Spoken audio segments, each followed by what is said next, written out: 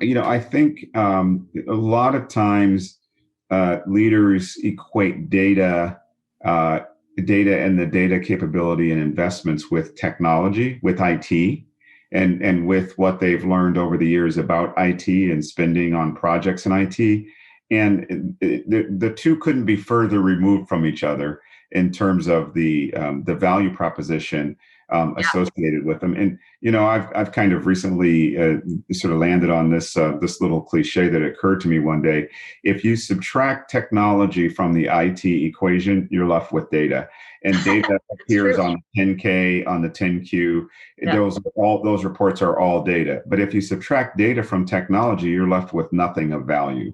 In fact, the technology becomes meaningless because it has nothing to store, calculate, communicate, transmit, display. The content is everything. The data is everything. And yet we spend, orders of magnitude of more money on the physical technology, network data center servers, mobile devices, desktop, laptop, all of that.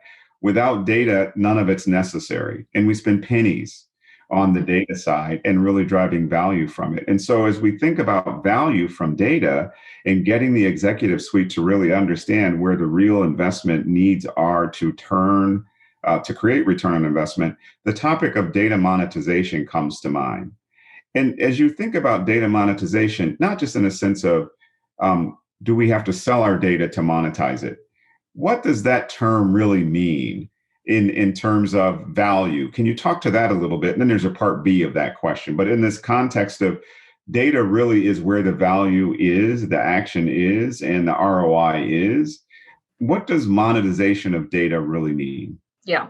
And there's that term has also been used a lot these days, right? Especially over the years.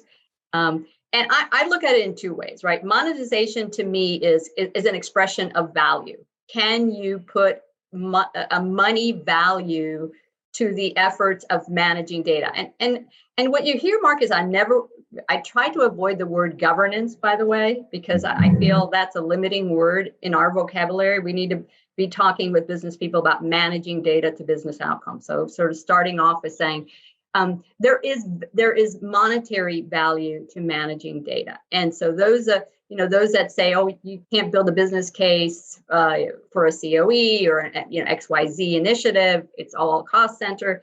I would say that's not true. I've proved that to be not true. So one aspect of monetization is really, can you put a dollar value to the programs and initiatives around managing data? And if you focus on business outcome-based decision-making in those data programs, then you absolutely can. So whether it's cost avoidance, operational efficiency, employee productivity, upsell and cross-sell, all of those things you can put a dollar value to. But that's mostly an internal monetization based on the data program.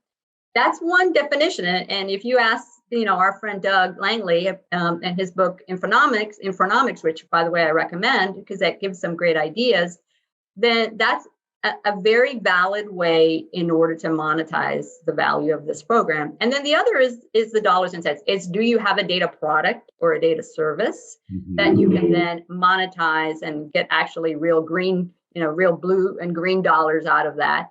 And yeah, that's another way to monetize and show the value of the data investments. But that's almost, that's over and above, I think, being at the brass, at the core, you better at least do the data monetization of the internal operational work that you're doing before you kind of try taking that Maslow's hierarchy of data needs and monetize with data products and data services. Yeah, that's a fascinating topic. And, I've been in this game as long as you have around data and analytics and the consumption and the impact to the business. And when you think about operational efficiency gains that can be exposed, opportunities can be exposed through data and analytics or insight generation that informs decision making to do things differently. And those things done differently become more efficient, more transactions flow through, customer satisfaction moves up, friction comes out of the experience. Those are all great opportunities to capture value and relate that value back to your program, that really can establish that ROI foundation. Yeah. And so it's important that because you make great points of that. Those are all great to make sure you baseline. So sort of knowing how you're going to measure value early on in your program as part of your strategy is an important step, because in order to be able to communicate that value, you got to know where you're starting from. So what's your baseline? And so where are you going, and how are you improving it, and what dollar value is associated with a 10% improvement in employee productivity, right? You have to know how to measure that. Yeah. So that's also really important too, is know the story that you want to tell. And that's part of that communication skill that I was talking about, is really being able to be that storyteller, being able to show that story over time, maybe trending how the organization got better, not just 1 year, but over the years as a result of managing data effectively. Do you think that most of the CDOs that you engage with and your clients, on their roadmap, they have really adequately accommodated this value delivery idea? And if they haven't, why do you think they haven't?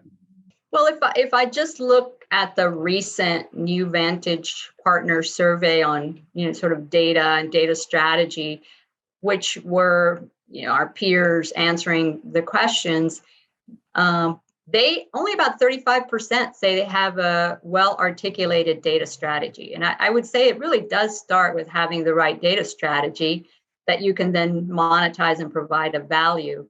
And why we're not, why we gave ourselves such a low answer to that, again, I do think it's something that is a developing skill we all have to get into, and that mode of thinking business outcome is something that we all need to kind of shift our own mindset about. And I think that's probably why it's more difficult. And a lot of our roles are shifting to more value-based. They had traditionally been defensive, right? A lot of us started because of either SOX or GDPR or something that was more around governance and controls. And more and more the roles are moving into value-based. And when you start moving into value-based, you need to really start thinking in that mindset. Mm-hmm. Yeah, I think that's a great point.